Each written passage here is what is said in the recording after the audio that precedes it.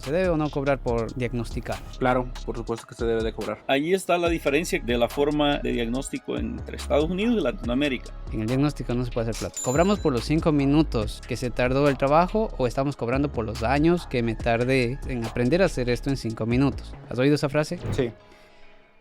Pareciera que dueños de taller, clientes y técnicos generalmente batallamos un poquito para ponernos de acuerdo en algo. El diagnóstico se debe cobrar y cuánto, qué es justo y qué ya es un abuso. Y para desarrollar este tema de la forma más profesional y objetiva posible, tenemos dos invitados, uno con 10 años de experiencia en diagnóstico y otro con 20 años de experiencia en diagnóstico. Queremos ver qué es lo que ellos opinan respecto a algunos de los temas muy frecuentes que ocurren dentro del taller entre clientes y el mismo taller. ¿Qué tal, Fernando? Bienvenido. Hola, ¿qué tal, Jorge? Muy buenas tardes. Pues me presento rápidamente. Yo soy Fernando de MJ Autos, técnico y apasionado del diagnóstico automotriz. ¿Qué tal, Joel? ¿Qué tal, Jorge? ¿Cómo estás? Un gusto estar aquí contigo una vez más. Mi nombre es Joel Navarro. He venido haciendo diagnóstico desde por ahí del año 2005 y pues actualmente trabajo en taller, en donde veo el día a día y también imparto clases y me doy cuenta cómo es, ya digamos, viendo de la ventana para afuera también como instructor también. ¿Qué les parece si vamos directo al grano? ¿Qué es el diagnóstico automotriz? Pues para mí el diagnóstico automotriz es dar con la causa raíz de la anomalía que reporta el cliente, porque muchas veces no son fallos. ¿Y a qué te refieres con anomalía? Porque, por ejemplo, muchas veces el cliente puede reportar a lo mejor un comportamiento raro en el sistema de frenos. Por ejemplo, que está lloviendo y básicamente dice que pisa el pedal del freno y el pedal del freno hace algún comportamiento extraño. Entonces realmente es dar con esa anomalía. Incluso puede ser una explicación a veces que le tengas que dar al cliente sobre si es un comportamiento normal del vehículo. Ok, sería como indagar en lo que le molesta al cliente. ¿Eso te refieres o te estoy entendiendo mal? Sí, sí. Para mí el diagnóstico es encontrar la causa, la raíz del problema. Regularmente la queja del cliente son síntomas y entonces nosotros tenemos que ir a buscar la raíz del problema para poder ofrecer una solución a la queja del cliente. Estoy completamente de acuerdo con ustedes. Pero ¿qué sucede? Normalmente un diagnóstico se entiende por muchas personas de que es conectar la máquina de diagnóstico para que nos diga qué código tiene y eso determine qué hay que hacer con el carro. Es algo bastante interesante porque a veces yo incluso le comento a los clientes con los que tengo más confianza, con mis compañeros técnicos, si realmente el equipo de diagnóstico pudiera dar un diagnóstico, pues realmente el técnico ya no tendría finalidad, simplemente cualquiera pudiera llegar, introducir un equipo de diagnóstico y reparar el vehículo. Yo creo que mucho depende también del técnico. El equipo de diagnóstico es tan bueno como el técnico que tiene enfrente. Entonces, el equipo de diagnóstico por sí solo, no. ¿Qué es lo que hace ese aparatito, el escáner? Es una interfaz entre el humano y los sistemas del vehículo. El equipo lo interpreta y lo presenta en una imagen que sea entendible para un técnico, pero al final de cuentas está limitado por la arquitectura, la composición del sistema. Para mí eso es tal vez un 10% del proceso de diagnóstico, conectar un escáner y que te dé código, porque de ahí viene la otra parte, que es ya ir al manual de servicio y utilizar cartas de diagnóstico, saber interpretar, para saber valores. Luego que haces eso, regresas al auto otra vez y te toca que hacer lo que es flujo de datos en vivo en Scanner. Luego que eso te da un área general donde está el problema y llegas con equipos más, multímetros y otras cosas más que vas agregando. Entonces es una fila de cosas para lograr llegar a la conclusión del problema. No, no como muchos clientes piensan a veces que conectas el equipo mágico y te dicen, allá está el problema. Ahí está, claro, claro. Exactamente. Entonces, creo que los tres estamos de acuerdo en que diagnóstico, eso es a veces escaneo de códigos generalmente, ¿no? O sea, los escáneres hacen más que escanear códigos, pero por lo general uno conecta para ver qué códigos de error nos está dando y tratar de partir como una base. Otra concepción también del diagnóstico automotriz y que me ha pasado y que sé que muchos clientes tienen esto es que dices tú, por ejemplo, hablabas de los frenos, tienes que ser una tembladera. Ok, te voy a hacer diagnóstico, ¿no es cierto? No siempre sabes la raíz exacta solamente por el síntoma. Entonces vas, haces el diagnóstico y dices, no sé, tenías un caliper o una mordaza trabada que se estaba recalentando y el disco y te generaba la vibración. Y le cambias, te aprueba lo que sea. Pero luego, mientras ya vuelvas a hacer la prueba de ruta, te aparece algo más y que no estaba contemplado. Tal vez una vibración similar, pero no la misma. Y le dice al cliente, tenemos que hacer otra vez diagnóstico. El cliente va a decir, pero no me hizo diagnóstico ya. ¿Cómo es que me tienen que volver a hacer? ¿No tendría que decirme ya todo que estaba mal con el carro? O sea, ¿por qué dos diagnósticos? Entonces el cliente cree que el diagnóstico es saber todo lo que está bien y todo lo que está mal del carro en una sola pasada. Muchas veces la percepción del cliente, como lo comentas, es tú estás diagnosticando y tienes que saber todo lo que está mal en el vehículo y de una vez anticiparte a lo que va a estar mal en el vehículo, pero eso es bastante complicado. Realmente cuando viene por un diagnóstico, yo me enfoco principalmente en el problema que él reporta o en la anomalía que él reporta. Entonces, si me reporta una anomalía de ruido de motor, pues yo me enfoco directamente a eso. Si ya durante la prueba sale un problema en el sistema de frenos, en la caja de cambios, se tiene que volver a hacer un diagnóstico. En estas circunstancias que comentas, no va a ser el diagnóstico, van a ser los diagnósticos. Entonces no hay que Sí. entender que el diagnóstico es todo lo bueno y lo malo que tiene el carro en una sola pasada. Para mí, todo el auto que llega al taller siempre hago un autoescaneo de todos los módulos. Y también la otra parte que hago siempre es verificar el estado de los monitores, porque allí me indica si alguien ha metido mano y ha borrado recientemente código. Y eso Ujú. lo reportamos por escrito, que vamos a suponer que ponemos que el catalizador no está el monitor corrido y que pues existe potencial de una falla. Vamos a suponer que existe una reparación de cualquier cosa y después regresa el cliente y dice, oh, la misma luz está encendida. Sí, pero ya estaba eso antes. Y después viene el Claro. enfoque, ¿me entiendes? De la queja del cliente. Pero hay casos que llegan que no hay queja. Luz de check-in encendida nomás. El cliente necesita pasar emisiones.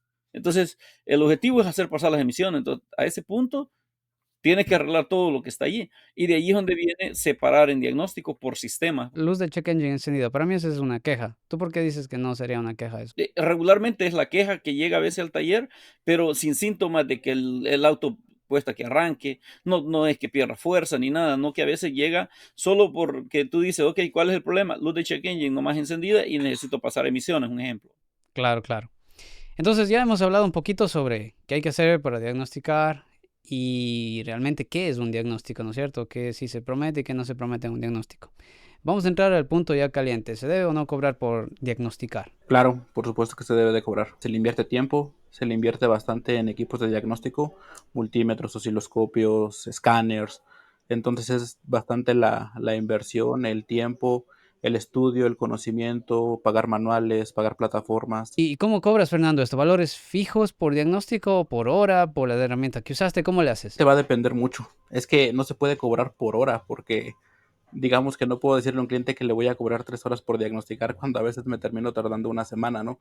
Estaría perfecto que en 3 horas pudiéramos resolver todos los problemas, pero eso no va a pasar. Entonces a veces hay que preparar al Ujú. cliente desde el principio. ¿Cómo le preparas? ¿Cómo es eso? Pues de entrada le digo, pues ya sabes que aquí te vamos a resolver tu problema, pero te va a salir caro. Ahí está la diferencia que yo te decía de la forma de diagnóstico entre Estados Unidos y Latinoamérica. Y aquí tienes que decirle o sí al cliente por anticipado y él te tiene que aprobar o no. Entonces, o sea, siempre tienes que anticipar y decir, tanto tiempo te voy a cobrar. Y no puedes como tener una carta abierta. Eso es curioso, sí, porque bueno, como dice Joel, pongamos esto en contexto. Fernando, estás en México, ¿verdad? Sí. Joel, ¿en qué estado estás? En California, Y yo estoy en Nueva York. Entonces ahí Joel y yo tenemos algo en común que es cierto. Aquí por regulaciones no puedes decirle a un cliente, no sé cuánto te va a costar. Tienes que decirle cuánto te va a costar de entrada. Pero ¿cómo tú le haces, Fernando, para que el cliente diga, ok, haz lo que tengas que hacer y luego me dices si es 3 horas o una semana? Muchos de los vehículos que nos llegan, que es ahí donde empieza, digamos que una de las ventajas, es que ya son vehículos que ya pasaron por varios talleres. Entonces, hasta cierto punto tratamos de agarrar vehículos que ya pasaron por varios talleres, donde el cliente hasta cierto punto lo único que le interesa es que se resuelva su problema. Entonces, Mm. justamente ahí esos clientes son los que ya no tienen tanto problema para pagar. Hay ocasiones donde el cliente te llega y te dice, arréglalo. Aquí las regulaciones pues no son tan estrictas. No pasa como ustedes, que le tengo que dar ya desde ya. Desde ya el cuánto. Pero eso hay que entenderlo también bien, porque pues tampoco podemos hacer magia aquí, no es que somos adivinos para saber cuánto va a tomar. Pero te hago una pregunta, Fernando. Vamos a ver si me equivoco. Estoy seguro que si te demoras un mes, digo una semana en ese diagnóstico, no le cobras la semana. No, no se puede. Exacto. Entonces, ¿cómo estableces el valor de ese diagnóstico, por ejemplo? Un diagnóstico complicado. Es que a veces sabes que perdiste económicamente, pero sabes que ganaste conocimiento. Y sabes que lo vas a recuperar más adelante, pero por el momento estás números abajo. Me pasó con 2 camionetas que estuvieron Ya. 2 años, no, estuvieron 6 meses en diagnóstico y después de 6 meses se hicieron funcionar, pero pues es una pérdida. Económicamente es pérdida. En conocimiento fue bastante buena, aprendí bastante. Yo me convencí de eso también y luego me peleé con eso. Y así a muerte me peleé con esa idea porque yo veía que por más conocimiento y conocimiento y conocimiento, siempre hay cositas que salen del manual. Tú ves un diagrama, pero alguien le intervino y le mandó para una alarma y ya no está allí, ya es diferente. O sea, y volver a repetirse ese escenario a veces es complejo. Pero yo le voy a preguntar a Joel que cuando yo estaba en el jardín de infantes, él ya estaba haciendo mecánica. Tienes 20 años de experiencia, Joel. Eso quiere decir que ya tú lo que ves, sabes que por dónde va y no te demorar una semana, sino un día o horitas nomás, ¿no es cierto? No debes tener tú cangrejos como dicen en Venezuela o gallos como les digo yo, ¿o sí? Pues de hecho, solo cangrejos y gallos grandotes, los más grandes que puedas pensar, llegan ahí al taller. Yo creo que la cultura de muchas personas es no pagar diagnóstico. Y lo primero que prueban es donde no les cobran y cambian partes que no necesitaba el carro y ya después llegan a pagar diagnóstico. Entonces es lo que pasa ahí en el taller. Eh, yo creo que el 70% de los autos que llegan a diagnóstico ya traen algo cambiado. O sea, te indica de que esas personas quisieron reparar sin adivinando tal vez o qué sé yo. Ya, claro. O sea, la mayoría viene de esa manera y hay unos que no es complicado, no que ellos no tenían el conocimiento adecuado para atacarlo. Y hay otros que sí son complicados, que ya le metieron, y muchos talleres lo que hacen es toman y dicen, no, esta es pérdida para mí, lo mando para otro lado. Entonces, con alguien que se dedique más a la especialidad o esa área. Entonces, por lo general, ya nosotros en este tiempo, yo tengo ya unos 2 años, quizás más o menos, que ya Ujú. no, ya si no pagan, pues ya no agarro, no me meto, pues. O sea, antes era pelear con el carro hasta arreglarlo y era mi, como quien dice, mi trofeo. Pero Claro, claro. había mucho problema, ¿me entiendes? Que el cliente después no quiere pagar. Entonces, hoy en día yo pues digo, ¿sabes qué? El carro no es mío, mejor pues ya aplico el conocimiento con las limitaciones que yo pueda tener, pero que me paguen.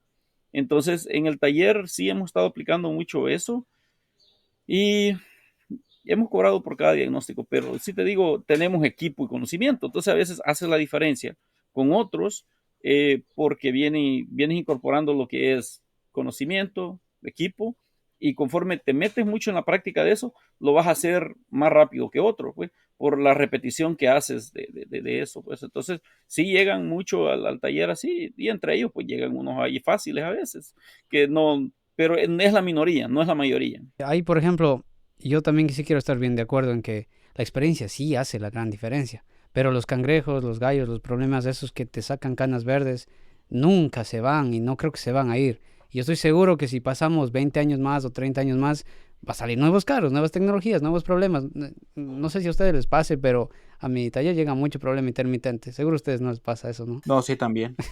Entonces, yo no sé si es que por el hecho de haber computadoras involucradas, se vuelve todo más intermitente. Porque no sé si a ustedes les ha pasado en su computadora que aparece el blue screen. Han visto, ¡pa! Están trabajando y les aparece la pantalla azul. ¿Qué es Sí. eso? Miles de cosas. Entonces, creo que al computarizarse todo, al tener más elementos, seguridad, confort y todo eso, eh, nos traen nuevos problemas. Entonces, yendo a la idea de Fernando que decía que tal vez es un aprendizaje para el futuro, ¿tú te ves en algún punto, ahorita tienes 10 años en esto, te ves a los 20 como Joel, sin problemas ya de ese tipo y monetizando todo ese tiempo no cobrado que estás ahorita básicamente diciendo que te lo comes, ¿no? No, siempre va a haber. Yo digo que es que la industria automotriz cambia muy rápido. Tantito aprendes algo y ya dices, ya aprendí, ya estoy listo para empezarme a ser millonario y llega otro vehículo y resulta que no, que te acaba de romper la ilusión. Exactamente, yo por eso te digo que terminé peleado con eso porque para mí todo era eso, el reto, el aprendizaje y estudiaba teoría y me quedaba hasta la madrugada si era necesario, pues tenía que arreglarse carro y me daba gusto cuando esa vaina se arreglaba Pero me di cuenta que en realidad el cliente solo me traía el carro a mí porque yo era el único que estaba dispuesto a meterle tanto tiempo sin cobrarle, ¿no? Y un taller le iba a decir, hey, si me metí 8 horas aquí, 8 horas te tengo que cobrar. ¿No crees, Fernando, que tal vez por eso algunos clientes pueden decir no a algunos otros talleres? No, es que aquí me quieren cobrar, pues Fernando no me cobra. O sea, él dice, yo te diagnostico, se tarda una semana y me cobro, ¿qué? Un día, 2 días, si es que... Desde mi punto de vista también creo que son pocos talleres y son pocas personas las que se van a involucrar tanto en solucionar un problema. Justamente muchos los venden desde el punto de vista de negocio y después de 2, 3 días prefieren deshacerse del vehículo y no meterse en problemas, que también es válido, ¿no? Al final de cuentas un taller tiene que generar dinero. Por eso a veces también jugando les digo es que yo creo que estoy un poquito mal de la cabeza porque meterme tanto en un vehículo es más como a veces por orgullo, ya ni siquiera es por cuestiones de dinero. De A lo mejor dinero, puede claro. ser porque todavía soy mucho más joven que ustedes, pero ya Nah. aprenderé y llegar a un momento. Aguanta, ¿qué me estás diciendo, viejo? No, mentira. ¿Qué edad tienes, Fernando? 35 años.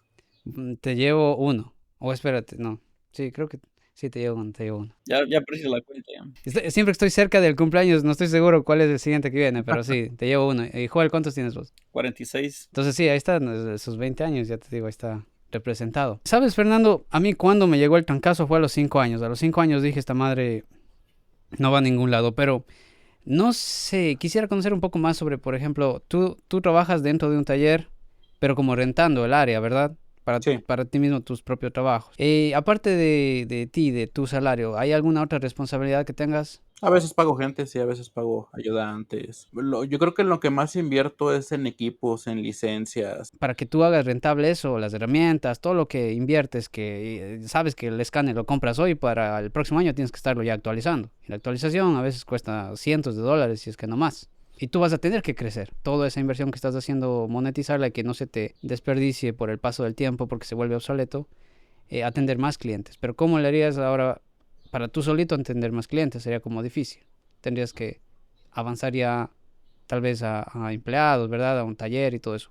Y ahí es en donde se vuelve más complejo regalar el tiempo de diagnóstico, porque ya no es solamente lo que yo me como, digamos, en lo que estoy dispuesto a perder por el tiempo que le estoy metiendo, sino que yo tengo la responsabilidad de pagarle ya a los empleados, tengo la responsabilidad de pagar licencias y todo ese tipo de cosas. Entonces, ahí es en donde se vuelve como el reto de cómo cobro esta vaina. Y por eso es que los talleres nos vemos forzados así, cobrar ese tiempo, porque caso contrario, dejamos sin trabajo a todos los que trabajan con nosotros y tal vez me quedo solo yo regalando el tiempo, porque un empleado no me va a trabajar gratis, el de la renta no me va a esperar. Entonces es, al menos aquí en el taller chiquito que yo tengo, son decenas de miles de dólares al mes que tengo que sacar para cubrir gastos. Y que yo creo que si están allí es porque es en pro del mismo cliente. O sea, yo no compro un escáner para mí, compro un escáner para arreglar el carro del cliente. ¿Sí o no? Y me entreno Sí. para eso. Entonces ahí es en donde yo vería un problema, Fernando, escalar eso hacia un taller. Sí, realmente si se pretende un taller que se dedique a puro diagnóstico, puede hacer que los números no terminen No saliendo cuadran, ¿no es cierto? tan bien. Siempre tienes que meter mantenimientos y eso porque puro diagnóstico no va a cuadrar, no va a salir. Voy a suponer que lo que estás diciendo, Fernando, es en el diagnóstico no se puede hacer plata, porque no cuadran los números. O sea, si no cuadran los números, porque estás perdiendo plata. Sí, pero a veces no tanto como piensa la gente. Sí deja dinero el diagnóstico, sobre todo cuando pues ya tienes varios clientes que sabes que pagan bien, por ejemplo, que ya sabes algunas fallas repetitivas que puedes corregir de manera correcta, entonces sí deja dinero, pero por ejemplo hay otras áreas donde yo he platicado con más gente y sin hacer menos cualquier área de la parte automotriz, pero por ejemplo una vez me decía una persona que se dedica a programar llaves. Yo prefiero programar llaves. Yo voy y la programo y si queda bien y si no queda me voy. Y si tú le inviertes 3, 4 horas diagnosticando y luego peleándote con el cliente para que te pague. Sí, es verdad. Pero mira, tú también dijiste, hacemos el diagnóstico, como no cuadran los números por allí, hacemos otros trabajos para que vaya cuadrando. Eso quiere decir, ¿y cuáles son esos otros trabajos? Cambiar suspensión, cambiar tal vez llantas, hacer frenos, cambiar fluidos, cambios de aceite, todo este tipo de cosas, ¿no es cierto? Entonces, yo iría al punto en el que decimos a veces, ¿cobramos por los 5 minutos que se tardó el trabajo o estamos cobrando por los años que me tardé en aprender a hacer esto en 5 minutos? ¿Has oído esa frase? Sí. Súper romántica, pero mira que si tú haces un diagnóstico así, boom, flash, ¿tú lo cobras por tiempo o tienes una tarifa mínima? ¿Cómo haces eso? A veces ya se cobra basado en otras reparaciones del mismo diagnóstico. Y es un tema bien contradictorio porque para el cliente fueron 5 minutos. Exacto. Para mí fueron a lo mejor semanas donde la primera vez me pasé diagnosticando ese mismo fallo. Nosotros en el taller tenemos un cobro base por el diagnóstico. El cobro base es, si es algo simple, que mete el carro y veo algo desconectado, te conecto. Bueno, puede ir desde los $45. Empezamos con lo más básico. Luego de eso te voy a cobrar $180 porque ese es el tiempo promedio que me puede tardar un diagnóstico sencillo. 3 horas. No, $180 es una hora. Ah, ok. Hay que entender que las horas yo no les presento ni siquiera como horas al cliente, porque hay veces en las que tú vendes una hora y te demoras 2, pero le cobras una hora. Y hay veces en las que le vendes una hora y te demoras media hora, pero les cobras una hora. Entonces, en cierta forma, creo que estaríamos hablando de algo similar, ¿verdad? O sea, porque al final lo que creo que tenemos que cambiar de allí es que nosotros no deberíamos vender necesariamente tiempo. Es que creo que no hay tiempo para diagnóstico, o sea, como que decir en 3 horas te voy a tener el diagnóstico, creo que va a pasar el 10% de las veces. El otro 90 o se va a extender o se va a cortar. Aquí todo es medido en tiempo. No hay cosa que no te lo miden en tiempo. ¿Qué? Te van a dar un trabajo de frenos, hora y media. Te van a dar esto, media hora. Todo viene medido. Entonces, en los talleres que yo he trabajado, lo peor ha sido en flat rate. Trabajando en flat rate haciendo diagnóstico, porque máximo en una Aclaremos hora, un poquito qué es ese flat rate, Joel. ¿Qué es flat rate? que es pagarte por trabajo, por tiempo. O sea, lo que dice el libro. Entonces vamos a suponer que en ese taller donde yo trabajaba haciendo diagnóstico, te daban una hora para diagnóstico. Pero si en una hora yo no tenía una respuesta y yo quería pedir más tiempo, me decían, no, pues es que ya no puedo cobrarle más al cliente. Un buen técnico tendría que darme una respuesta en 45 minutos máximo de un diagnóstico. Y esa te lo ocupan, creo, el 70% de los talleres que yo conozco. Que un buen técnico debería dar una respuesta en máximo unos 45 minutos y los otros 15 minutos tomando café, dicen, en una hora que te dan. Entonces el tiempo está medido por una hora. Que en todos lados donde yo he ido es una hora, excepto el taller anterior a este que trabajé, me daban a mí hora 20 minutos por diagnóstico. Y yo, yo creo que el 70-80% de diagnóstico lo sacaba en ese tiempo, yo sin dejar ventanas abiertas. En una hora, tal vez el 50% sale. Pero fíjate, mira, esa medición del tiempo, por ejemplo, por regulación también tú tienes que poner en la pared del taller cuánto cobras la hora. Porque aquí hay regulación. Me imagino que allá lo mismo, Joel, ¿sí o no? Sí, claro. Y por ejemplo, asumo, Fernando, que seguramente en el taller ustedes no tienen posteado cuánto cuesta la hora. No. Pero en realidad, fíjate que las regulaciones dicen hora por reloj u hora por libro. Entonces nosotros a los trabajos le podemos poner valores de hora por libro, pero no necesariamente tienen que estar ligada a una hora de reloj. Porque aquí es en donde yo digo, si no estoy convencido que lo que estoy haciendo bien no es, más bien, si no estoy convencido de que lo que estoy haciendo es algo que moralmente está correcto, no lo haría. Pero aquí está la situación. Nosotros, de entre todas estas variantes, fíjense que no hay una manera exacta de decir, esto es lo justo cobrar en todas las veces, porque a veces tú cobras por 2 horas y te demoras 4, pero y dices, no, es que se ocurrió esto, me toca comerme a mí, entonces te comes esas 2 horas. Entonces, si tú a un cliente le cobras 2 horas y te demoraste 4, entonces, ¿quién es el jodido? El taller. Pero el cliente nunca podría saber cuánto le va a costar, sino hasta después de que suceda. Y ahí va a haber conflictos. Y legalmente no puedes darle eso, entonces todo te va atrapando. Entonces, lo que yo hago es, por ejemplo, en los diagnósticos, medir por procedimientos. Por ejemplo, ustedes tienen una luz de check engine. ¿Cuál es su procedimiento lógico, por ejemplo, para diagnosticar eso? Si es el reporte directo del cliente que lo que le interesa es que se apague, Ujú. literalmente meter el equipo de diagnóstico, empezar a leer códigos de avería, sobre todo si lo que platicaba Joel, si no tiene un reporte de una falla en específico, y pues de ahí empezar a verificar cuál es la razón por la que está prendido y pues tratar de solucionar el problema. Ir a agarrar ese carro, meterlo al taller, leer los códigos, hacer el code scan.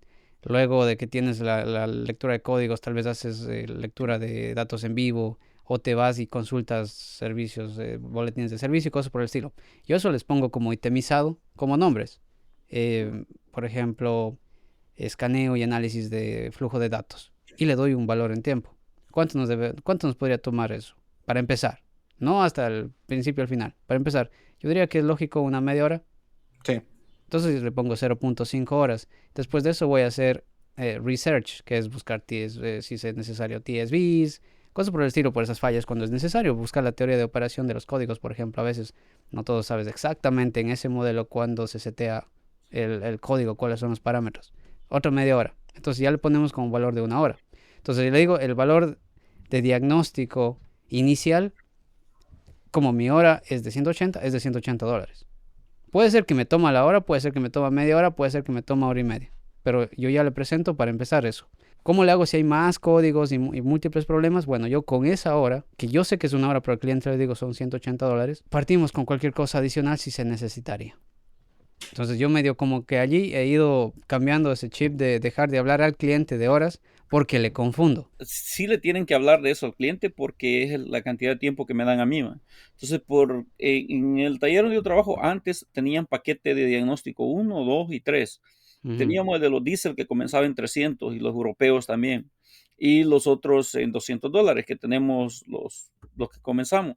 Entonces ellos le dicen, ok, ¿cuánto cuesta el diagnóstico? Bueno, el diagnóstico cuesta, el diagnóstico inicial cuesta $200 hasta una hora de tiempo utilizado. Hasta, Claro, correcto.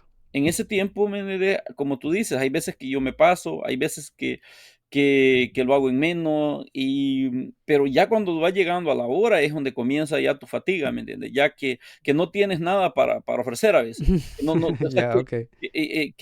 ok, tú vienes y me dices, ok, ¿qué necesitamos? Y yo le digo, pues es que todavía no tengo nada.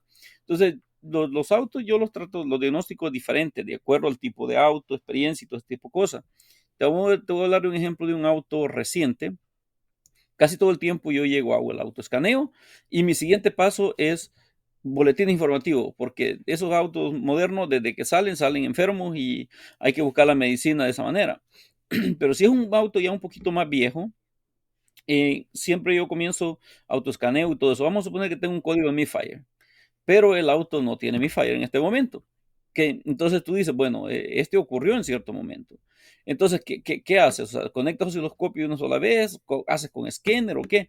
Entonces, el tipo de auto, yo recolecto toda la información, veo flujo de datos de cuadros congelados para ver bajo qué condiciones ocurrió la falla, borro código y me voy a conducirlo con escáner nomás, flujo de datos. Entonces, no pongo osciloscopio porque antes lo hacía, pero pierdes tiempo. Entonces, lo que yo quiero es ver si puedo duplicar la falla del cliente primero para ver si va a valer la pena conectar más equipo y determinar si va a haber eso. Entonces, de acuerdo al año del carro o cierto tipo de cosas de experiencia, a veces uno, eh, se va de diferente manera, no va particularmente todo el tiempo como un protocolo, así va el paso a paso. ¿Qué pasa si después de una hora no pudieron confirmar la falla?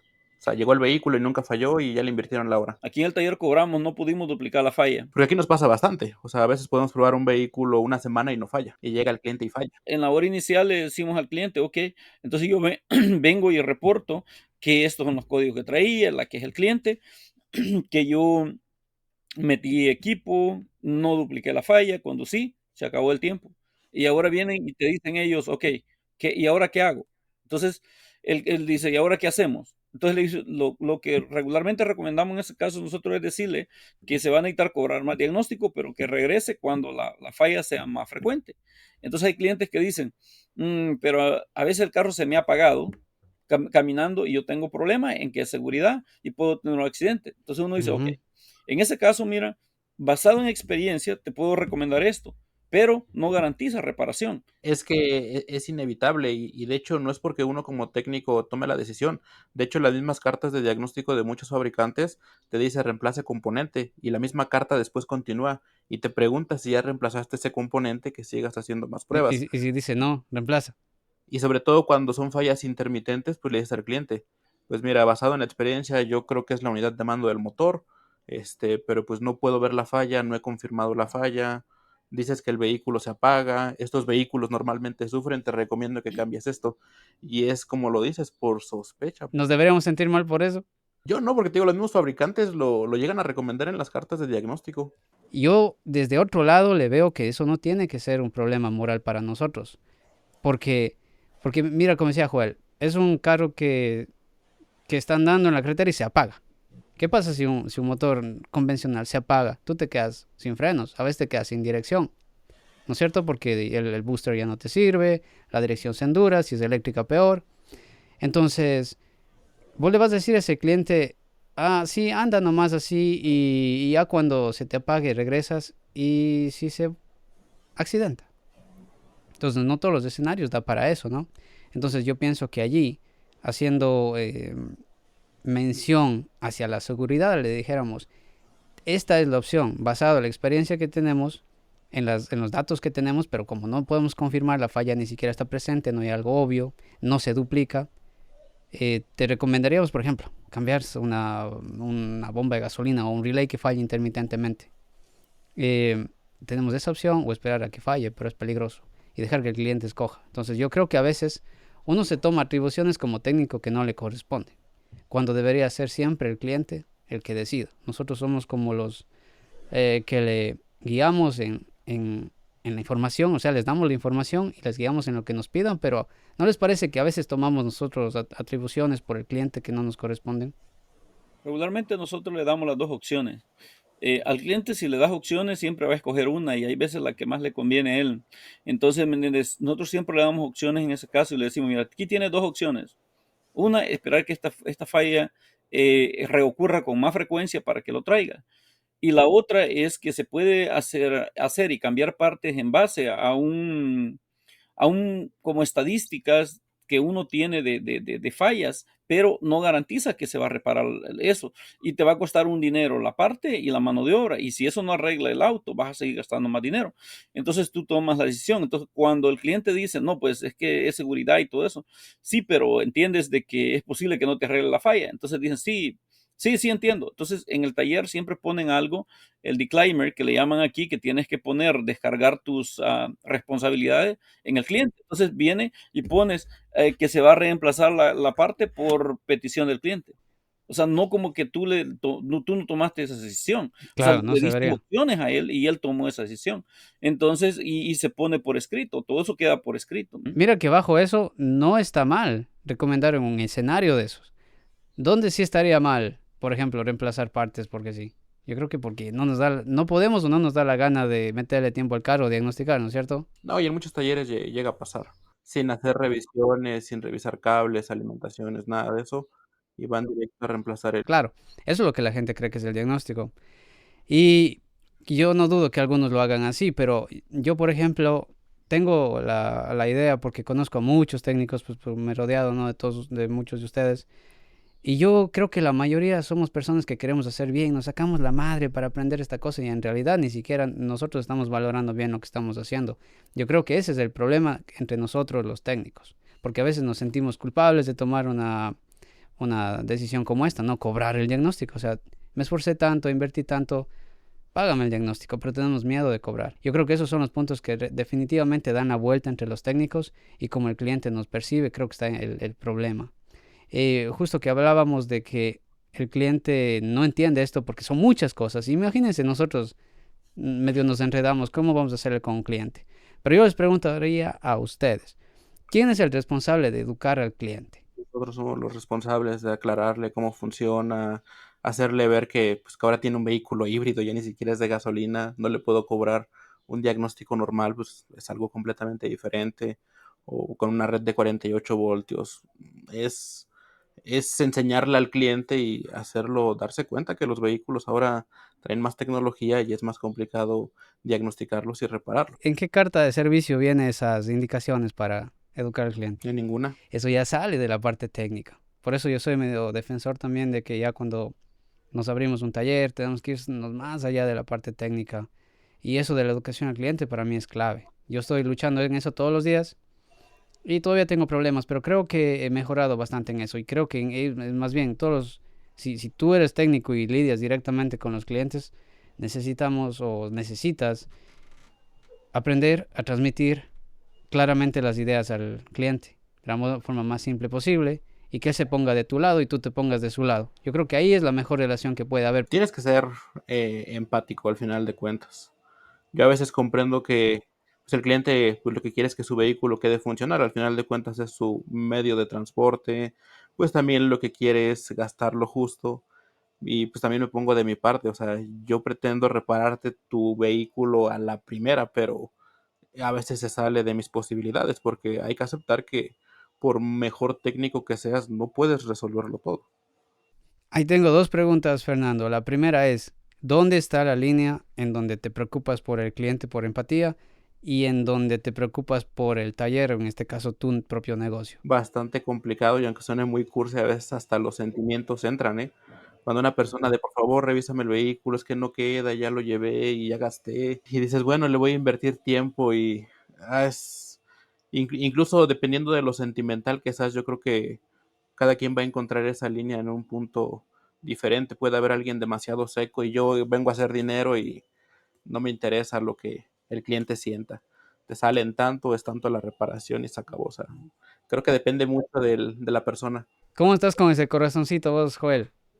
Derrotado y sin cariño, dice. Pues mira, fíjate que es como es bastante complicado porque yo siempre trato de ayudar a las personas, pero creo que empecé a pensar más en mí después porque me empecé a dar cuenta que había muchas personas que yo quería ayudarle y terminaba siendo el tipo malo yo después. Y yo terminaba gastando tiempo, a veces hasta poniendo parte, que no me las pagaban. Entonces, y yo por querer ayudar y hacer algo, entonces llegué a un punto donde yo empecé a decir, ¿sabes qué?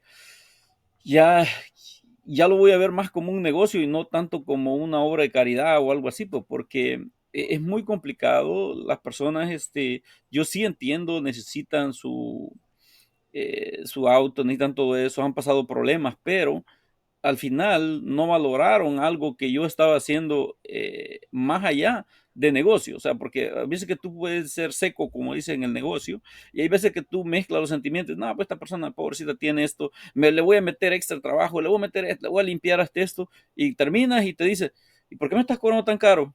No, hombre, sí, eso estaba fácil. Y entonces tú Ujú. vienes y de tu integridad, tú resaltas y dices, sabes que estaba tratando de hacer lo mejor de mí, dándole más de la cuenta, y me salen con esto. Entonces de allí llegas a un punto donde tú dices, bueno, ¿sabes qué? Yo voy a lo que tiene el vehículo y lo que ocupa. Claro. Fernando, tú decías, por ejemplo, si alguien se dedica solo a hacer plata a esto y le vale madres la gente, ¿cómo describirías ese tipo de empresario mecánico? O sea, ¿qué exactamente estaría haciendo de mal? ¿Por qué sería malo que abra un negocio para hacer dinero? Pues, realmente no creo que sea malo, porque pues, creo que si se abre un negocio, todos queremos hacer dinero, ¿no? Pero hay personas que no tenemos la capacidad de ser tan secas. Yo para evitarme eso, a veces lo que hago es evitar diagnosticar vehículos que tienen más de 15 años, Mm, porque ya por experiencia generan muchos problemas. Lo arreglas de algo y ya después viene el cliente a Exacto. reclamarte de 20,000 cosas y Pensé que era el prefiero único evitarlos. Eso que... sí, prefiero evitarlos para no tener inconvenientes, ¿no? Sí, pero mira, por eso yo digo a veces creo que se dan malos entendidos. Nosotros no estamos hablando de joder al cliente en ninguna forma. Simplemente por el lado de Fernando dice, yo me pongo al lado de ellos a veces, me da pena, ¿no es cierto? No sé cómo le llaman ustedes, tal vez digo otra palabra, porque pena para los ecuatorianos significa como esa parte sentimental en donde te pones al lado de alguien. No necesariamente Sí. lástima ni nada de eso. Tienes como esos sentimientos. Y por el lado del otro lado, Joel dijo, bueno, yo tenía eso, pero no me ha ido bien, así que simplemente ahorita voy a hacer mi trabajo, te voy a decir cuánto es y decides si puedes o no puedes hacerlo, ¿no es cierto? Ok, déjame Entonces, corregir algo ahí. Yo no era claro. así, me hicieron así. Ya, Me hicieron así, sí, sí, sí. ya, exacto. Entonces, sabes que yo he seguido coachings y cursos y cosas para el manejo de taller y lo que primero dicen es, deja tus sentimientos fuera del precio. Y hay un ejemplo que me gusta mucho que dijo el instructor, decía, mira, dice, haz esto, dice, si ves esto, esto es tu billetera. Esto no va a pagar la reparación del carro, deja que el cliente saque su billetera y diga si es algo que le conviene o no le conviene.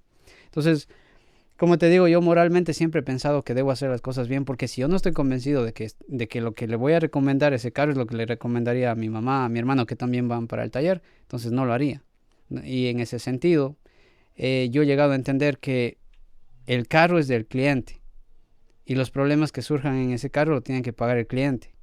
Y es justo que lo pague el cliente. No es justo que lo pagues tú como técnico, ni es justo que tu familia pague eso porque tú no quieres cobrar lo que vale tu trabajo, que al final sustenta a tu familia. Entonces, yo desde ese lado, digamos que estoy de acuerdo con que tiene que ser una relación más fría, pero tampoco que te valga madres el cliente. O sea, yo pienso que ese cliente puede ser mi hermano, puede ser mi mamá, puede ser mi esposa, y va a estar yendo a un taller en donde yo quiero que le informen bien, que no le mientan, que no le exageren cosas y le permitan tomar una decisión sin engaños, ¿me entiendes? Entonces, yo hago eso en el taller. Presento todo lo que necesita el carro. A veces es mucho para algunos clientes, se entiende, no hay problema, piden opciones, se les da, pero se les dice eso queda bajo su riesgo. Pero a la final, si lo hace o no lo hace, a la final es cosa del cliente, ¿no es cierto? Porque nosotros estamos remando contra un montón de gastos y problemas también, que, por ejemplo, ahorita tenemos, qué sé yo, Fernando, 35, 36 años. Sí, Tú te das cuenta que en 15 años vamos a ser cincuentones. sí. Y si seguimos en esta vaina, ¿será que nos jubilamos bonito? Entonces yo creo que también debemos pensar en eso. O sea, a los 55, 60 años ya no vas a poder hacer lo mismo que estás haciendo ahorita. Entonces yo creo que si desperdiciamos todo ese tiempo y si tenemos familia y todo, también debemos ponernos en ese lado, ¿no? Y para mí la mitad es hacer las cosas como si estuviéramos haciendo para cualquier familiar.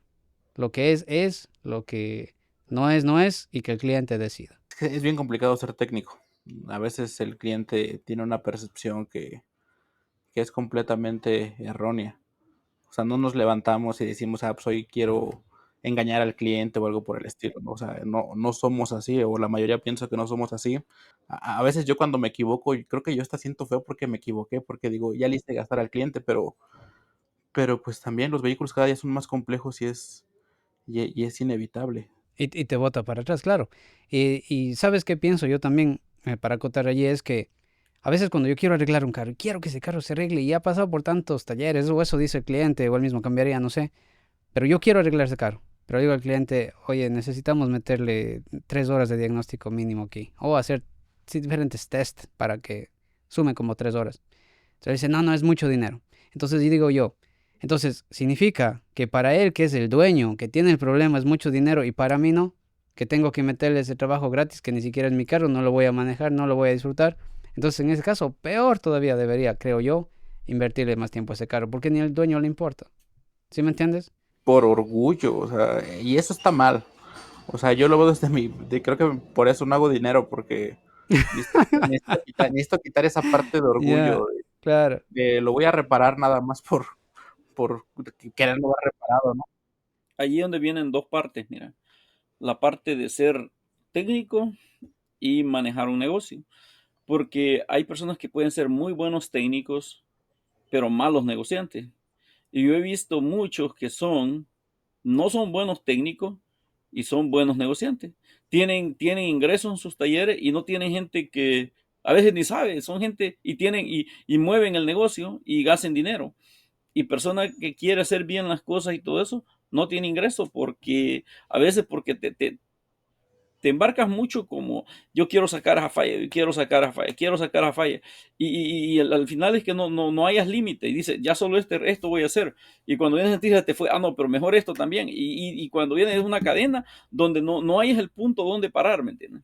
Ahí creo que lo que acabamos de hablar demuestra que ser técnico no te habilita a tener un taller ni a vender. Cosas separadas. En mi caso, bueno, yo tengo ya varios años aquí en Estados Unidos, pues desde el año 99 vengo trabajando en talleres.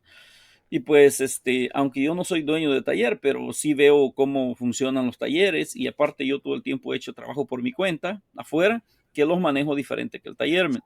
En el taller yo desde que agarro el carro ya tengo presión del reloj. Y en mis trabajos de afuera a veces no me pongo tanto a presión del reloj, no que me pongo más como qué tipo de aprendizaje le puedo sacar a este carro, qué prueba hago para esto. Y en el taller estás, ¿me entiendes?, en producción de dinero. En la corporación donde yo trabajo, en la mañana, cuando abren el taller, empiezan. ¿Cuál es la proyección que tenés de dinero hasta ahorita? ¿Cuántos trabajos pendientes tenés? Pum, pum. A Ujú. las 5 de la tarde llaman, ok, ¿cuántos trabajos cerraste? ¿Cuánto dinero? Ok, teníamos que haber sacado $9,500 al día para poder cubrir los gastos de taller y de pago de los empleados. Sacaste 7, o sea, quedamos 2 cortos. ¿Cuántos trabajos pendientes tienes para entregar? Y esa es la rutina diaria. O sea, ellos no te preguntan cuántos carros reparaste, qué tan fácil estaba, qué tan difícil estaba. El punto de ellos es cuánto dinero entró. Entonces, ¿me entiende? Claro. ¿Cuánto es? Porque ya hay un porcentaje para cubrir al día los gastos del día, ¿me entiende? Entonces, al menos yo tengo que producir alrededor de 1,300 al día en el taller para que pueda sobreexistir el taller, ¿me entiende? Pero yo ahí te preguntaría, ¿cómo haría un negocio para saber cuánto estás aportando al negocio y poder calcular el retorno de inversión entre tu salario y lo que produces? Mira, en mi caso, a nosotros nos traen bien medidos. Tú sabes aquí cómo funcionan con software, métricas, a qué horas entraste, a qué horas saliste a un receso, a qué horas entraste del receso, la hora de almuerzo, este trabajo, a qué horas lo agarraste, a qué horas lo tenías que haber terminado, cuánto te tardaste. O sea, nos llevan bien medidos, ¿me entiendes? Hay una en mi caso están hasta las recomendaciones que yo hago están puestas ahí. Recomendé llantas, recomendé freno, recomendé esto. Entonces, todo eso está medido. Al final yo creo que sí hay un complemento en lo que uno hace, que mis números, si me valoran mis números nada más, van a estar más bajos que el que hace freno, el que hace suspensión, eso ni dudarlo. O sea, no, mis números van a estar bajos, pero sobre todo las recomendaciones de dinero más grandes vienen de mi trabajo. O sea, de ahí vienen las recomendaciones de freno, suspensión, un montón de cosas más.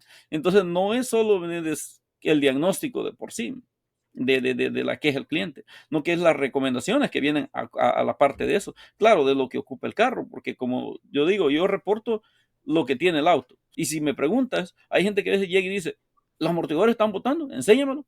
Pues no tengo ningún problema en decir, sí, ven, mira, aquí está, porque está reportando lo que el auto tiene, no Lo que realmente, necesita. no, sí, lo que el auto necesita. Y ellos toman la decisión de qué quieren hacer, tirarlo, comprar otro, arreglar partes o qué.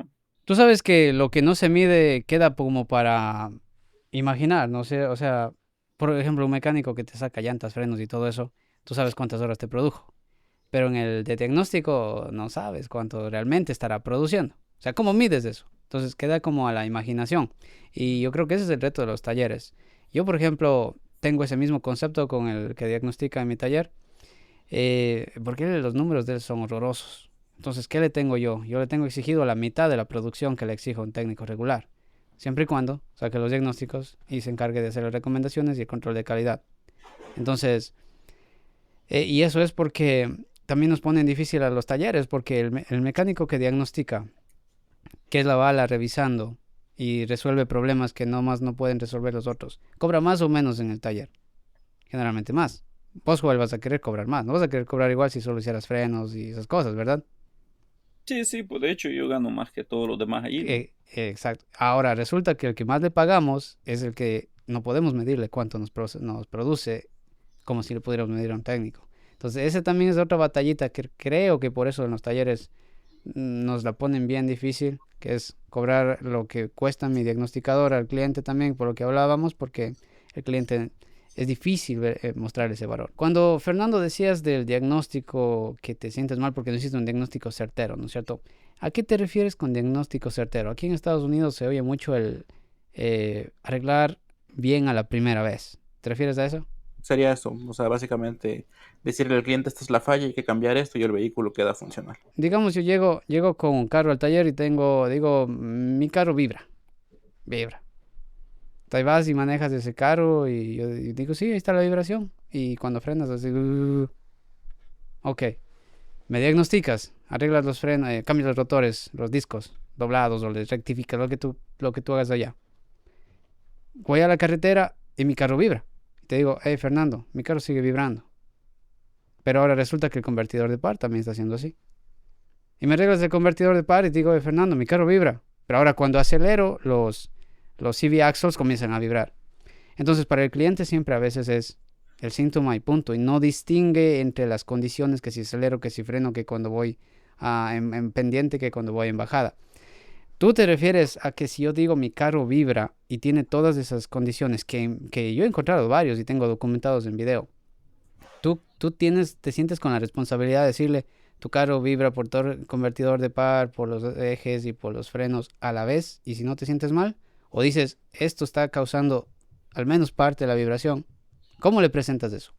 Creo que ahí empiezan incluso las técnicas de diagnóstico. Debes de saber cómo empezar el diagnóstico, hacer una prueba de ruta, confirmar realmente la queja del cliente, porque desde ahí pueden empezar los inconvenientes. Si te dice que vibra, pero tú nunca confirmas realmente cuál es la vibración que produce, porque en ese tipo de condiciones incluso tienes que salir con el cliente, porque si no ya vas a empezar bastante mal y al rato vas a tener un inconveniente. Eso también a veces lo ocupamos como broma de que es que el cliente se queja de un ruido y yo le reparé otro y resulta que ese no era, ¿no? Claro, claro, exacto. ¿Cuál es tu orden lógico de diagnóstico en general, Fernando? Primero confirmar la queja del cliente. Si no la puedo confirmar, pues ya se vuelve bastante complicado. ¿Qué sigue? Hay que ver si es problema eléctrico o problema mecánico. Pero independientemente de los dos, la inspección visual es muy importante. Ya luego empiezo a meter el equipo de diagnóstico, revisar boletines técnicos, cartas de diagnóstico. Hay un poquito de diferencia cuando es un problema mecánico, cuando es un problema eléctrico, Vamos con un problema eléctrico que típico nos llegan los check engines y todo eso. Vamos a un código misfire. Pues primero lo confirmaría. Tendría que, si tiene un código de avería, normalmente tendría que prender la luz del check engine encendida. Entonces confirmaría que efectivamente trae por ahí algún detalle. Metería el equipo de diagnóstico, empezaría a ver a lo mejor si hay códigos de avería, a ver si tengo algo guardado en el cuadro, básicamente lo que se quedó grabado. Empiezo a leer parámetros, si tengo lector de Misfire en vivo, lo empiezo a leer y hago una prueba de ruta para verificar que efectivamente se está generando un Misfire. Y después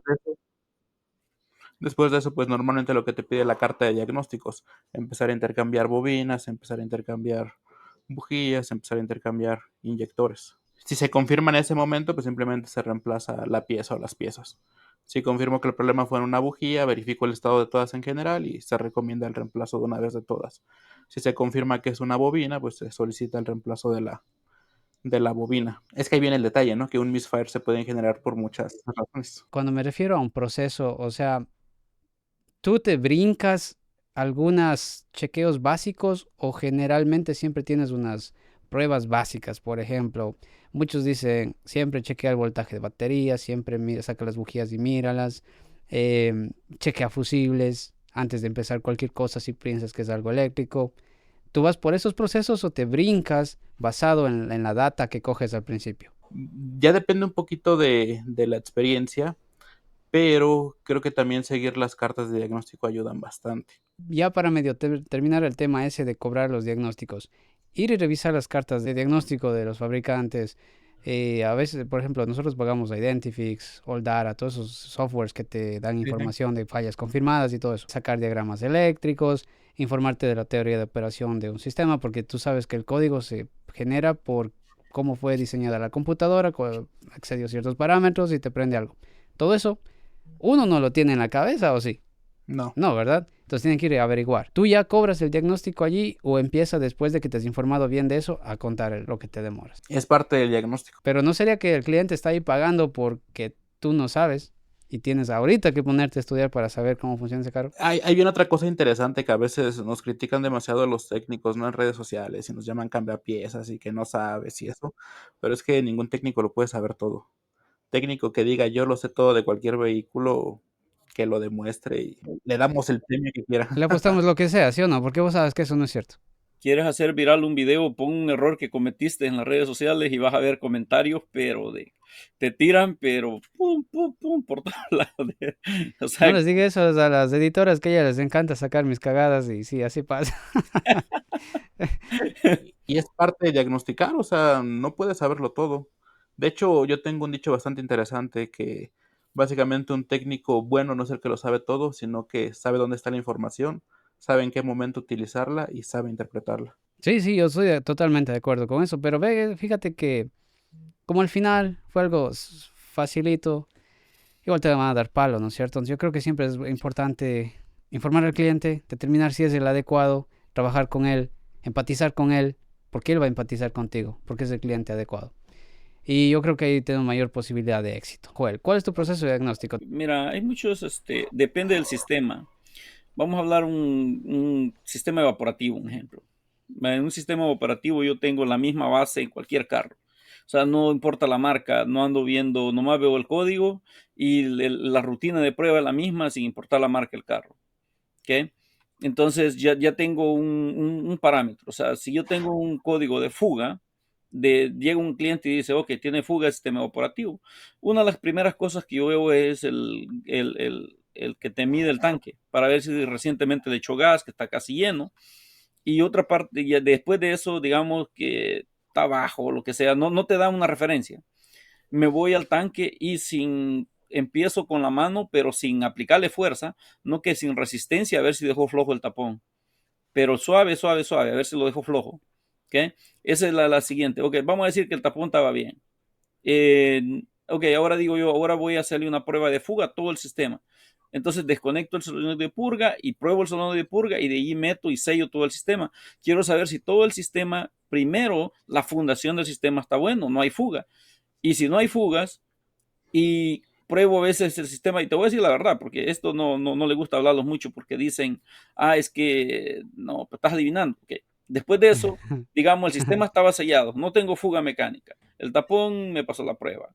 Entonces, a veces me toca aventar solenoide de purga y el bent solenoid, si quiero arreglar ese problema, porque ya gasté tiempo a veces, pero yo ya eliminé otras posibilidades que habían antes de eso. Ok, si es auto moderno, voy a lo mismo, me voy a un boletín informativo a veces, porque hay muchos boletines informativos de programaciones y cosas así. Pero eso sería mi rutina, digamos, en cualquier carro, un sistema evaporativo. Ahora, el P0300, ese estás abriendo una cajita Pandora, ¿ves? Porque allí tengo dos cosas. ¿Va? El cliente viene y ves un código P0300. Entonces, tengo dos formas de atacar eso. ¿Está la falla presente ahorita? ¿Sí o no? Depende cómo esté. Si la falla está presente, siempre lo comienzo con una compresión relativa. Quiero determinar si mecánicamente la fundación del motor está buena antes de moverme a lo eléctrico.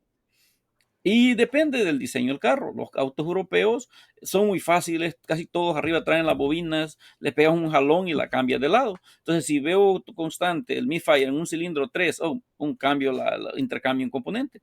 Pero depende de la configuración del auto. Pero vas a hallar un Dodge que la trae, hay que quitar el colector de admisión para llegarle y tú dices, aquí ya me voy a echar 2 horas y media. Entonces, ok, entonces la falla está todo el tiempo presente. Siempre mecánicamente, siempre comienzo con la parte mecánica, si está presente. Y si no está presente la falla, entonces sí me voy a conducirlo con escáner, viendo flujo de datos en vivo y ver bajo qué condiciones trata de ocurrir la falla. Claro, antes de esto, digamos, yo ya vi datos de cuadro congelado para ver cuándo ocurrió, porque vamos a suponer que ese carro me dijo que era en frío, yo veo que era en frío, no estaban moviendo el auto, a tu mente empieza a llegar, será empaque de culata quemado, solo se dio en frío, y a veces tú dices, este no necesito manejarlo, necesito ponerlo bajo esas condiciones que ocurrió la falla.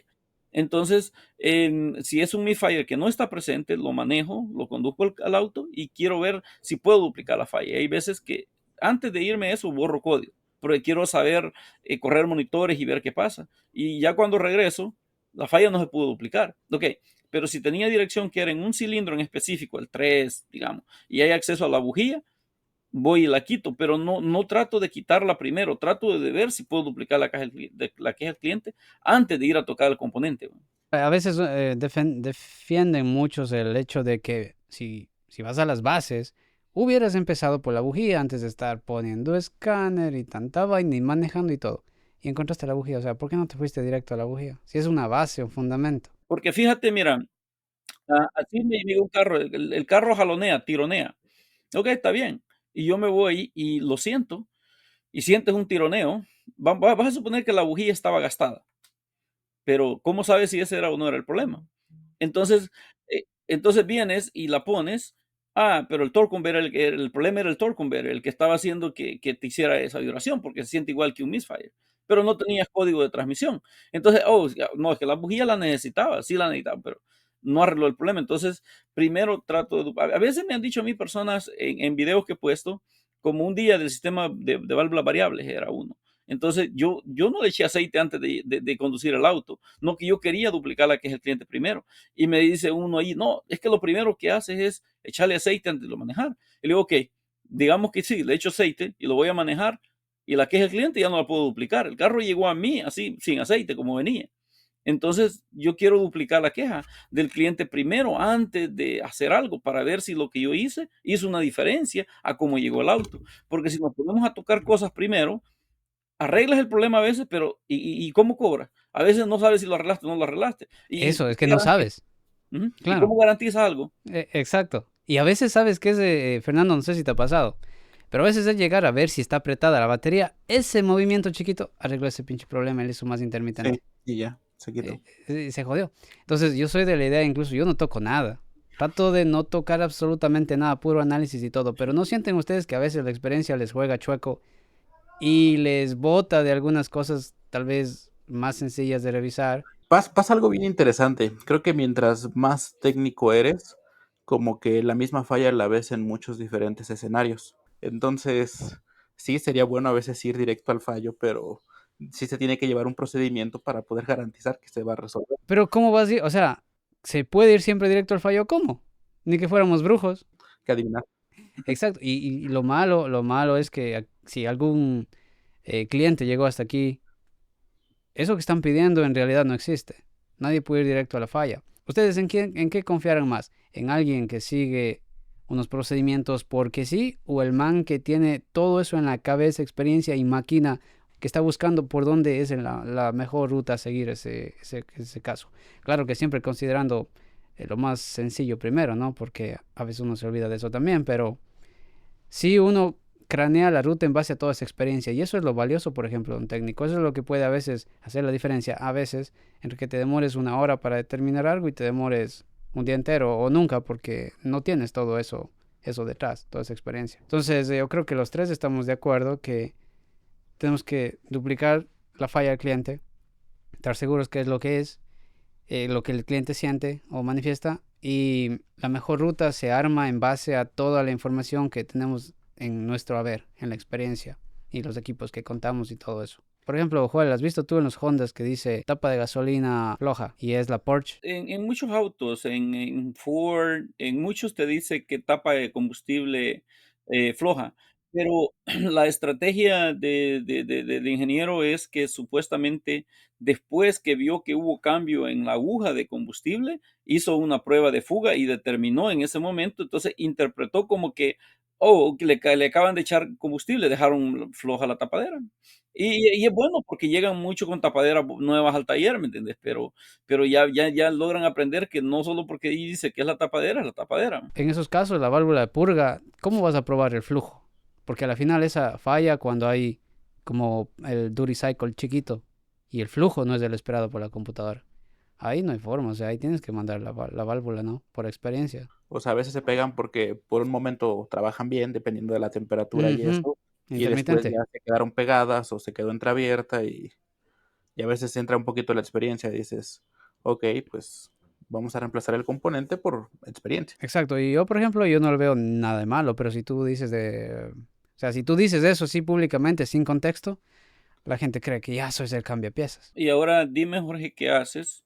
Me llegó una Jeep al taller con sistema evaporativo hace poco, le hice todas las pruebas, me pasó todo. El eSIM, le llaman a la partecita del semor, falla mucho. Y pues bueno, vamos a cambiar el eSIM. Lo cambiamos, regresa a los 2 días con el mismo código. Y le digo, yo, ¿no sabes qué? Me agarraste esto de Auro. Le digo, tráeme lo quiero de un original. Y pusimos el original y se arregló la falla. Ahora viene la otra parte. ¿Cuánto tiempo vas a gastar a veces? Bueno, hay personas que solo cambian la parte y confían que porque la parte está nueva debería haber reparado el problema. Pero la situación es que a veces con partes nuevas avientas más problemas a veces de lo original que traía el auto más otro problema. Y ese es lo que te viene haciendo a veces que cómo pruebas. O sea, si no sabes probar, parte y ya metiste una nueva y confías que porque era nueva, tiene que estar buena.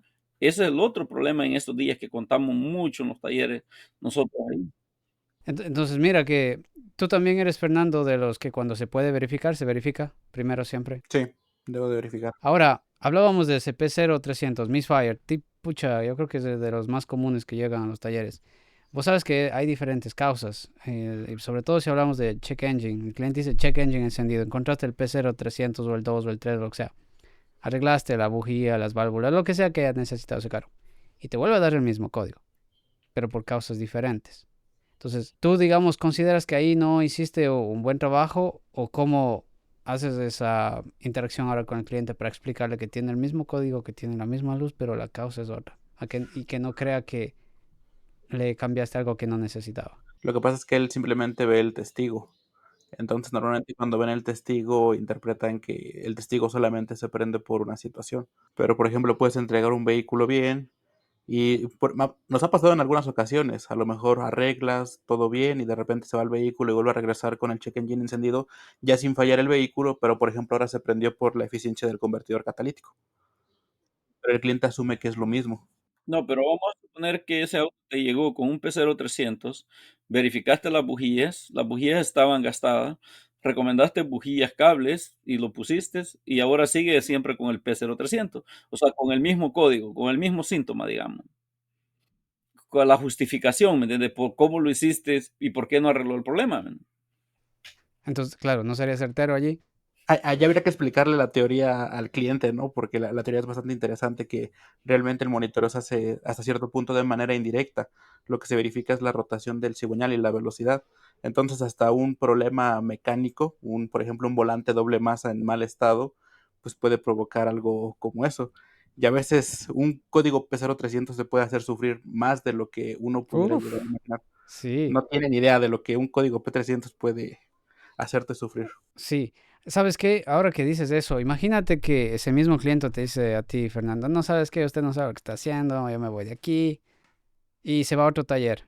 Y resulta que, como dices vos, el volante Bimasa le causaba el misfire y dice, acá me hicieron gastar en todo esto y no era el problema. Sí, eran las dos cosas.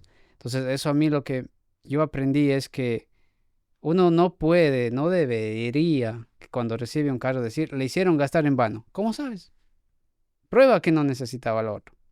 Y nosotros a veces lo decimos muy de buenas a primeras. Este cliente le hicieron gastar en otro taller y yo lo arreglé. ¿Cómo sabes que no necesitaba al menos parte o todo lo que le cambiaron allá? ¿Me entiendes? ¿No crees que nosotros, sobre todo Fernando, Juan también que está en redes sociales, tú has pecado de eso? Yo pequé eso al principio y hasta que me comenzaron a mí a decir que no arreglé cosas que yo probaba que están malas y que después ya estaban buenas, pero había algo más, dije, espérate, yo no puedo estar diciendo que en el otro lado le cobraron, le robaron, le hicieron esto, porque la verdad es que yo no sé qué pasó con ese carro. No puedes probarlo. A mí me han dicho incluso de que pues ya venía con casi todo cambiado, ya nada más. Tú tuviste suerte y lo arreglaste, ¿no? Y espérate, ¿cómo compruebas que no es cierto? Puede ser. ¿No es cierto? O sea, no sabemos, no sabemos. Pero aparte también eso de clientes me han dicho, ya está todo cambiado. Busque qué falta, eso tiene que ser. No, pero ahora viene con tres, cuatro problemas más porque en el cambio se crearon nuevos problemas y ya el problema original ni tiene y ahora tiene otros. Entonces, es una bola de variantes que solo nosotros que estamos metidos reparando los carros o que tenemos el taller entendemos y que el cliente no está entendiendo. Y no sé si viendo este video pueda entender un poco más si es que llegó alguno de ellos por acá. Pero yo creo que sí está la clave en cómo comunicamos todo eso a los clientes, porque ahí está nuestra falla. ¿No crees? ¿Qué cliente va a entender toda esta cosa técnica que estamos hablando nosotros? Fíjate que nosotros casi nunca le explicamos tanto la técnica de cómo funciona, cómo hace la computadora para hacer algo. Sí, yo me meto mucho a veces. Tú sabes, cuando uno trabaja para un taller, como yo trabajo, yo no tengo contacto directo con el cliente. O sea, a mí me da un papel, me llega y hay veces que solo me le ponen check-in encendida. Y yo les digo muchas veces, hey, ¿cuál es la que es el cliente? Yo la luz de check-in ya la ve él, la ves tú, la veo yo. A mí eso no me interesa. A mí me interesa saber síntomas. ¿Cuál es la que es el cliente? O sea, el carro cuesta que arranque en las mañanas, cuando aceleras tiembla, o sea, el síntoma, eso es lo que a mí más me interesa. Entonces llego al punto que a veces me toca que hablarle al cliente y le digo, mira, me gustaría obtener más información de cuándo ocurre la falla, con qué frecuencia, tipo cosas así, la información, ¿me entiendes? Para poder atacar un poco mejor a la falla y se ocupa a fuerza, se ocupa o sea, las condiciones en que ocurre la falla, la ocupas a fuerza para que te acelere el proceso de diagnóstico. Sí, y fíjate que, de nuevo, la parte técnica debería comunicarse bien con la parte de ventas y la parte de ventas comunicarse bien con el cliente. Yo creo que ahí está la falla, Fernando y Joel. ¿Qué creen ustedes? Esa comunicación es la que nos falta porque eso no está en ningún manual. ¿Qué les parece si cerramos en este caso que estábamos hablando del diagnóstico desde el lado técnico, cómo se ve la cosa, y sobre los cobros, los costos, lo que el cliente ve, lo que no ve, lo que cree, lo que es, lo que no es, y toda esa cantidad de variantes que hablamos? ¿Qué recomendación final ustedes tuvieran para intentar mejorar esta como mala imagen que tiene todavía, lamentablemente, el, la gente en general de los mecánicos? Porque por más que nosotros ponemos ejemplos de que un doctor te cobra por revisar, un abogado te cobra por hacer búsqueda en sus libros, sus leyes, lo que sea, pero nosotros no podemos hacer eso. De entrada, darse cuenta que el cambio tecnológico en la parte automotriz fue bastante grande en los últimos 20 años, brincó a pasos agigantados. Un técnico hoy en día requiere de información, herramientas, estarse actualizando constantemente. Desgraciadamente, no hay un curso que te pueda dar la solución de todos los problemas. Depende mucho del técnico. El técnico le tiene que invertir tiempo, le tiene que invertir dinero y pues sean conscientes que si tienen carros más modernos, repararlos les va a salir más caro porque se requiere un nivel de especialidad mucho más grande. Ese sería el consejo que les doy a todos realmente. Fíjate que yo pienso que la mayoría de veces que le cambien partes que no ocupan los autos es culpa del cliente, porque el cliente siempre a veces anda tratando de buscar lo más barato y no realmente la persona que le ofrece soluciones. Trata de ir primero a veces donde aquel que no cobra diagnóstico, porque me sale más barato según, y cuando aquel le hace algo y no puede, va donde el que le cobra el diagnóstico que no llegó primeramente. Para mí, mucho de los problemas se generan a base del cliente. Y el cliente le falta mucha educación, que es parte de nosotros, que tenemos que tratar de educarlo. Y luego viene la parte de los mecánicos, que no están educados también, muchos. No invierten en la parte de herramientas, entrenamiento. Este tiempo, una de las herramientas más caras creo es el entrenamiento, lograr entender y practicar y todo eso. Y aparte, muchos de estos que cobran barato y no se entrenan son los que te están tirando en las redes sociales. Ah, y para saber qué era una bujía, conectaste eso. Y eso yo lo hago en 2, 3 minutos. Y la mayoría son mecánicos. No estás hablando de según qué hacen. Entonces, falta mucha educación en eso. Y yo creo que entre todos podemos mejorar esa parte de eso. Clientes, yo sé que hay problemas en los clientes, sé que hay problemas en los mecánicos y sé que hay problemas en todos lados. La Todos historia de los, siempre, el sí. mecánico quiere ganar más, el cliente quiere pagar menos, el taller también quiere ganar más. Y entonces, ¿cómo Y balanceamos eso ahí? no cuadra, ajá, Ujú, algo no no cuadra, cuadra claro. ahí, uno se salió del triángulo. El cliente Sí, quiere pagar menos exactamente. y el taller quiere ganar más y el mecánico quiere ganar más. ¿Y de dónde sale todo? Del ingreso del cliente. Y si él quiere pagar menos, entonces, ¿me entiendes? Ahí es ¿Cómo donde gana más? tenemos Claro. que satisfacer la necesidad por la que llegó el cliente de nosotros y trabajar con honestidad, porque hay muchas personas que sí trabajan deshonestamente y esos son los que realmente muchas veces ensucian el nombre de la industria, pues. Pero Joel, verás, yo de todos los mecánicos que conozco, solo uno sé de primera mano que es deshonesto. Todos los demás, yo los considero igual de honestos que yo. Hacen las cosas por el bien del cliente, por el bien de su familia. Tratan de hacer siempre lo justo. Algunas veces, como Fernando, incluso van más allá y se ponen más sentimentales y se ponen al lado del Más cliente mucho romántico más. con el Más carro, más románticos, claro.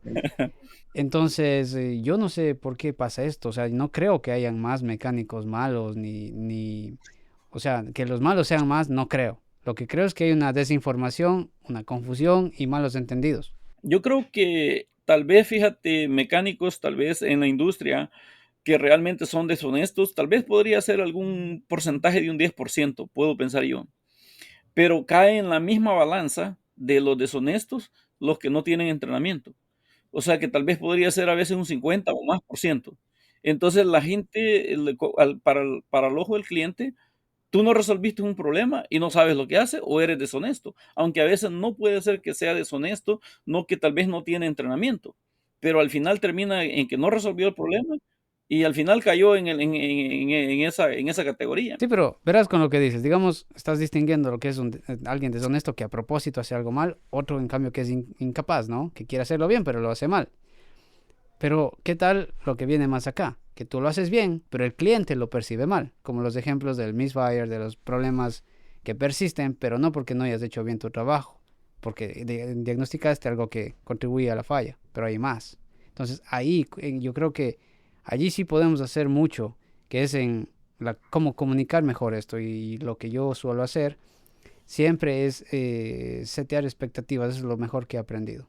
Sí, ahí es donde viene la comunicación con el cliente del proceso de tu diagnóstico, porque muchas veces yo, digamos, vea, llega un misfire y yo veo bujías gastadas y todo eso, entonces nosotros le decimos, mira, vamos a tratar de corregir esto primero porque está mal y lo vamos a reemplazar, pero no estamos garantizando hasta este punto que te va a arreglar la falla, pero no podemos seguir sin hacer esto porque esto es básico. Eh, entonces a veces te preguntan, ¿y eso va a arreglar la falla? No, no podemos garantizar. Es posible que sí, es posible que no, pero no podemos seguir si esto no está hecho. Pero ahí es en donde el cliente piensa que estás adivinando, porque no entiende. Yo lo que suelo decir es, mire, yo no puedo asegurarle que eso va a ser todo, pero sí le puedo asegurar 100% que si no hace esto, no se va a arreglar la falla. O sea, es lo único que sé, que si esto, por ejemplo, si tienes una bujía rota, con misfire, si no cambias esa bujía, va a tener misfire, ¿no es cierto? Eso es lo único 100% seguro. Que haya algo más de que el volante más esté vibrando y cause esa oscilación, o incluso, fíjate, el cardán, ¿no? El que va de la Sí, sí. transmisión al diferencial, vibra y te causa un misfire, cosas locas, sí. O sea, yo no sé si habrá más de eso. Entonces, seteando la expectativa correctamente y si lidiando con clientes razonables, sería lo ideal, ¿no? Y cuando alguien ve que un cliente realmente es irracional con eso, imposible de tratar con él, yo prefiero ni siquiera realizar el trabajo, porque prefiero pasar a un carro en donde termine de arreglarlo y el cliente esté agradecido de lo que hice por él y no en cambio me termine odiando, llevándome a una corte, dejándome un mal review o alguna cosa por el estilo. Si este podcast le va bien, nosotros podemos hacer otro capítulo en donde ya más allá de hablar de las problemáticas y de las soluciones parciales que hemos hablado, podríamos entrar más a detalle en algunas específicas que tal vez nos comentan. ¿Qué les parece si terminamos tal vez respondiendo unas cuantas preguntas a unos comentarios que puse referente a este podcast y así nos vemos en otra vez? ¿Qué les parece? Sí, sí, perfecto. Excelente. Ok, vamos a con Sergio Gaona. Dice, el diagnóstico sí se paga. Si no se encuentra la falla, no se paga. Pero si las pruebas que se hicieron y por los resultados arrojados. Imagínate, te echas 5 horas de gratis. O sea, no se vale cambiar piezas por sospecha, significa que no sabe lo que está haciendo. En todo caso sería por prevención si una pieza está visiblemente deteriorada y probable a que pueda fallar y es de difícil acceso. Pero ya explicamos, ¿no es cierto? Que a veces, primero que nada, debería ser opcional del cliente. Se le habla con la verdad y decide hacer o no. Quiere tomar el riesgo, lo que significaría irse con su carro así, volver otra vez a empezar el proceso. Es cosa del cliente, ¿sí o no? Es un poquito controversial ahí lo que él dice, pero es un poquito, si no encuentras la falla, no cobras. O sea, imagínate, te vas metiendo, llevas 5 o 6 horas y le dices, no, ya estuvo, no hay nada. En el taller donde yo trabajo, el tiempo es dinero y el tiempo que inviertes, pues lo invertiste en tratar de buscar problemas y todo eso, y se acabó el tiempo y cobran el tiempo. Bueno. Claro. Muchos clientes te van a comentar que, pero si no me resolviste la falla. Es que fíjate que yo creo que la cultura del latino es diferente a la cultura del gringo aquí. El gringo, o sea, tú le explicas y le dices, no pudimos duplicar la falla, bro, y te pagan y no andan haciendo, no andan haciendo mucho pleito. ¿Verdad? Entonces, por eso que yo te digo, cuando yo trabajo con varios latinos, primero hago un juego psicológico antes de comenzar, entrar para ver cómo se interactúa. Pues. Sí, tiene que ver mucho con la cultura que tienes. Y sabes que acá también, o sea, es difícil, ¿no? Es que acá sí toman más. Aunque lo único que he visto diferente es que aquí la gente no está esperando a que sea gratis. Como yo veo que, como que creo que es en México, ¿no? O sea, si te hago la reparación, no me cobras el diagnóstico. Eso hay mucho, ¿sí o no? Sí, a mí cuando me preguntan eso ya no les contesto. Ni siquiera me tomo la molestia. Pero mira, ¿por qué los clientes dicen eso? ¿Porque a ellos se les ocurrió o porque habemos colegas que estamos haciendo eso porque no sabemos cómo vender el diagnóstico y a veces ni siquiera convencidos del esfuerzo que nos ha costado esto, ¿no? Por eso digo, la solución empieza desde uno mismo allí. Les ha tocado más bien diagnósticos en donde dicen, carajo, no sé qué diablos hacer aquí ya. Me estoy en un muro y yo sé que va a tocar aprender ahorita. Sí, ahora sí que algo que yo no sé. ¿Les ha tocado a ustedes o no mucho de eso? Sí, y hay que invertir en capacitación y en cursos y información Pero ¿qué haces tú con ese carro en ese momento que ya viste esa limitación? pues a veces pedirle al cliente que se espere y que vamos a informarnos y ya él decide si lo deja o se lo lleva a otro lado. Claro, pero si tú ya le invertiste tiempo, ¿cobras o ya no cobras? De preferencia sí, casi siempre se trata de cobrar. Por los procesos previos. Sabes que yo allí ahí sí peco. O sea, yo digo, si me metí en esta madre, ya no sé cómo salirme de esta. Solamente, discúlpeme, no puedo atender el carro, llévese su carro. Pero me pasa muy poco frecuente. ¿Crees que estoy haciendo mal allí? No, también pasa, a mí también me pasa. Hay veces que digo ya, Fíjate que yo con los autos europeos hago bastante eso. Primero me informo antes de meterle mano porque hay muchos de ellos que van a requerir escáner original, cosas que no vas a poder hacer con el equipo que tienes. Y si yo llego a medias y después lo mando a la agencia y se arma un desorden, que yo hago una parte y aquellos terminen otra y después es un problema. Entonces hay autos que muchas veces los rechazo por eso. Pues le digo, ¿sabes qué? No tenemos el equipo adecuado antes de meterme en una bronca, como yo he visto en muchos grupos de WhatsApp o lugares ahí que ya tienen desarmado todo y después, ¿y cómo hago ahora aquí? No, pues que ahora Claro, tienes que claro. resolver, tienes que pagarle a alguien más, tienes que ver cómo hace, levantar en una grúa, en una agencia ese carro, o lo que sea, pero ahora ya estás obligado a resolver. Entonces, en Sí, cambio, yo a veces trato mucho, rechazo carros, o sea, pues no sí. te la sabes toda. Es que ahí, Joel, creo que eso es un buen olfato que te da la experiencia que vos dices, huele a problema.